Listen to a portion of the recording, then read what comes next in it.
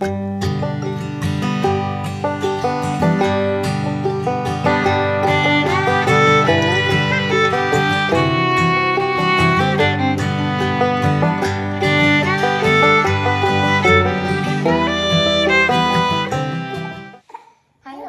we're going to make sourdough cinnamon rolls. You can see I have a few very simple ingredients here. You have your sourdough starter. We have raw milk, cane sugar, eggs, salt, and butter. So we are going to go ahead and get started. We're going to add our liquid ingredients to the mixer first. So that's going to be about 3/4 of a cup of milk.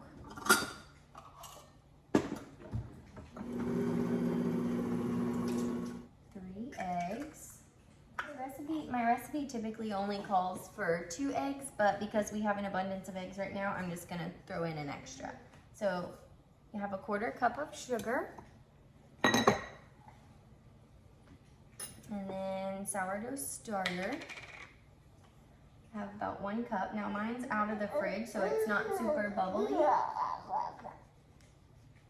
but it is still going to do just fine. This is a long fermented recipe, so the time it takes to come alive and out of hibernation from being in the cold, it's going to wake up and start eating the flour and sugar and all the things in here, and it's going to get nice and bubbly and ferment our dough. So, all right, let's see. We have starter, milk, eggs. Now we need some fat. So you're going to add about 4 tablespoons of butter. Now we're just going to add our flour. So we are going to use bread flour, just because that's my preference, but you can definitely use all-purpose. So, all right, we got our flour added. So now we're just going to turn our mixer on and let this knead. So I have an Ankershroom, which is a Swedish mixer. You can use any mixer. You can also do this by hand.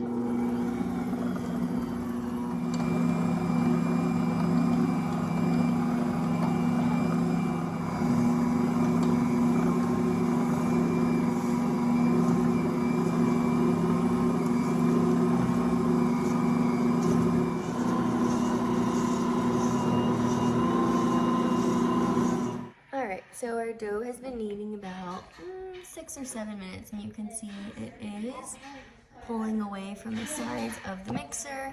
It's not super sticky. It's like, doesn't stick to your fingers, but it's also still very soft.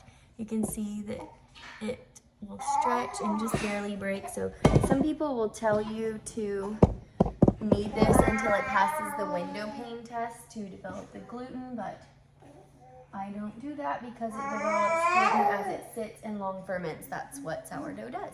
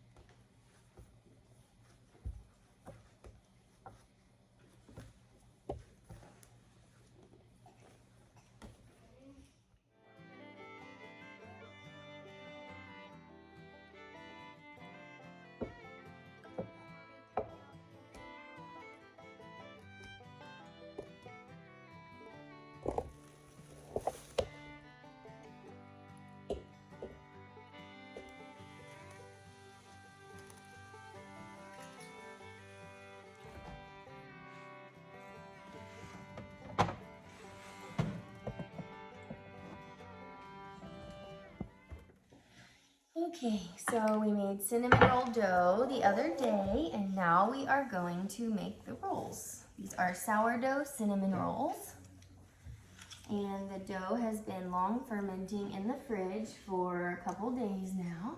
It bulk rose on the counter for overnight until it doubled. So it was a small ball of dough. Now it's a risen big ball of dough. And we need brown sugar. So I am going, first I'm going to wipe down my counter. And then we are going to make our brown sugar. I use, I only buy organic cane sugar. And so we have organic cane sugar here in my sugar jar. So we're gonna get some sugar and then we're just gonna add molasses.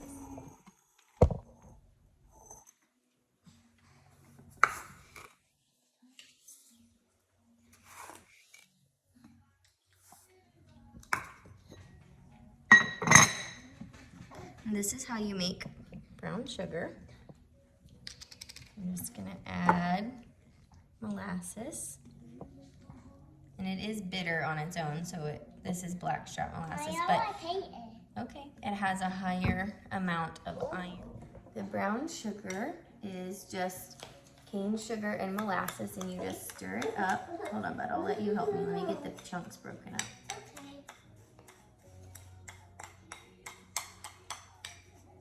So I bake a lot, and having to buy 2 different kinds of sugar is just, you know, there's no sense in doing that. I buy organic evaporated cane juice, which is cane sugar, and then I just add my molasses, and I buy a gallon of that molasses from Azure Standard, and that lasts me about a year of baking. So you can see it's already starting, and it smells really strong, like strong dark brown sugar. It's a wonderful smell.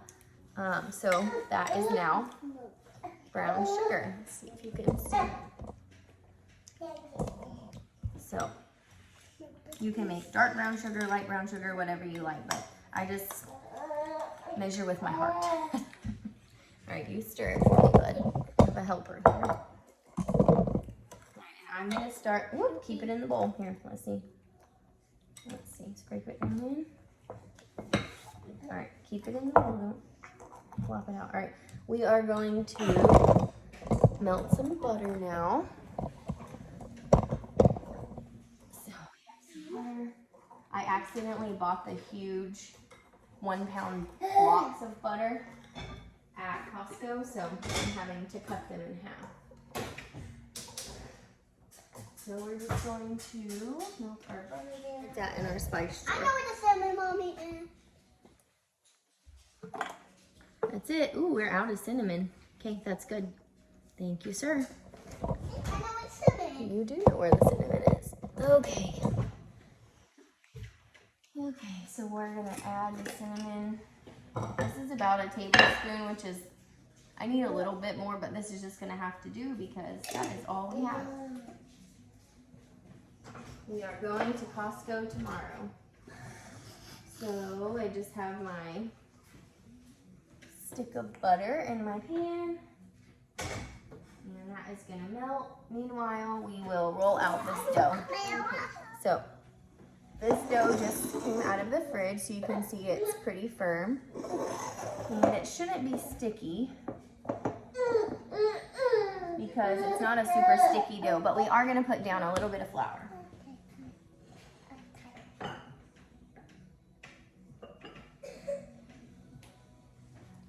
Just a touch. Mommy, the puzzle done. No A. It's all done? I don't think it's all done. No, not yet. It's falling down. Okay. I'll tell you when it's done, Mommy. You're gonna help me? Okay. All right, hold on. Let me dump these out. Let's see. Mommy, I'll tell you when it's done. Okay, thank you. So when it comes out of the fridge, it's very firm. I just took it out, so we're just gonna push it down here, and we are going to roll it out. Hold on. Mommy, it's done milk. Thank you. Is it done, Mommy? No, not yet. So we're just gonna roll this out, and actually doing it while it's cold is easier because it isn't as sticky and it's more like Play-Doh. So. It's done melting now. All the way done? I think it's all the way done.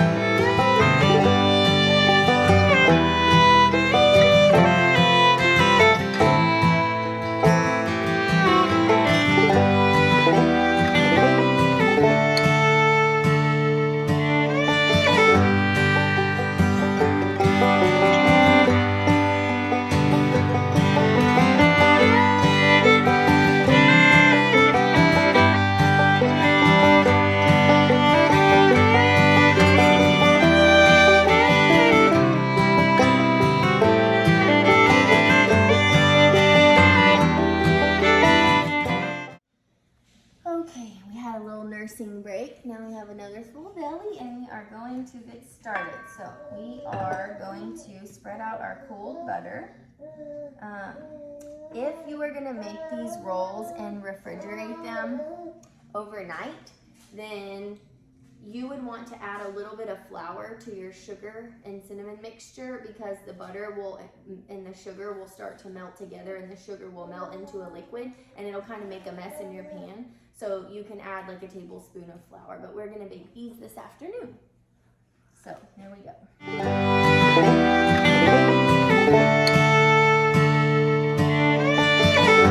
Out to the edges.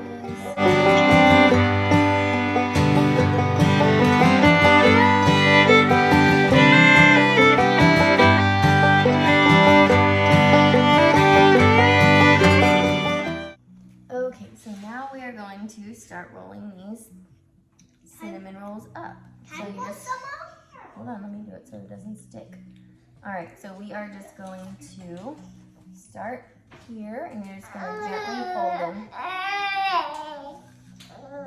And then you want to kind of keep them tight so that they don't unroll very easily, but if you get the long part of the rectangle long enough, then you'll have a lot of rolls and like spirals in the dough, and so it should hold pretty good.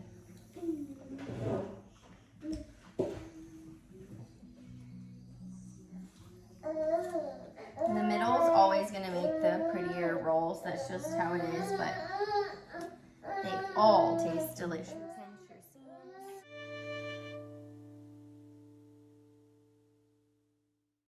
So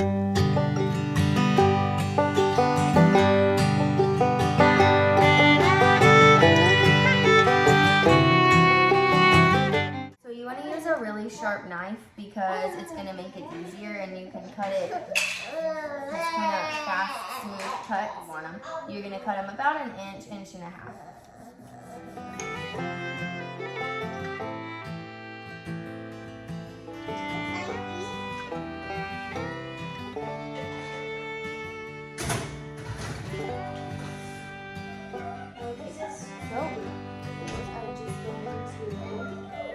Sit in there with the light on until they're puffy. They're not going to double, but they are going to get nice and puffy and soft, and when you poke them, they're not going to spring back. That means that the yeast has given pretty much all it has to give in its strength and rise, and so once it doesn't bounce back, you need to bake it quick or your dough is going to become overproofed. So now that our cinnamon rolls have risen it's been 3 hours. They've been in a warm oven with the light on, and you can see they're nice and puffy. So we are just going to, just lightning room, preheat the oven, and then we'll pop them into. So now we're ready to go in the oven.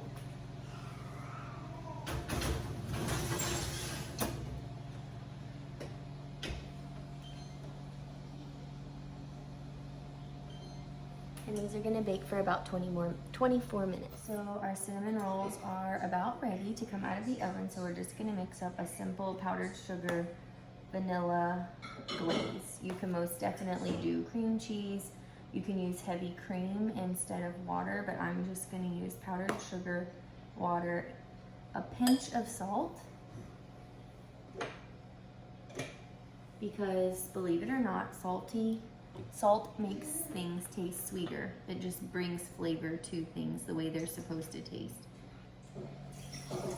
Okay, so I have about 2 cups of powdered sugar, a teaspoon of vanilla, and about 2 tablespoons of water. And you just want to mix this up until there are no lumps.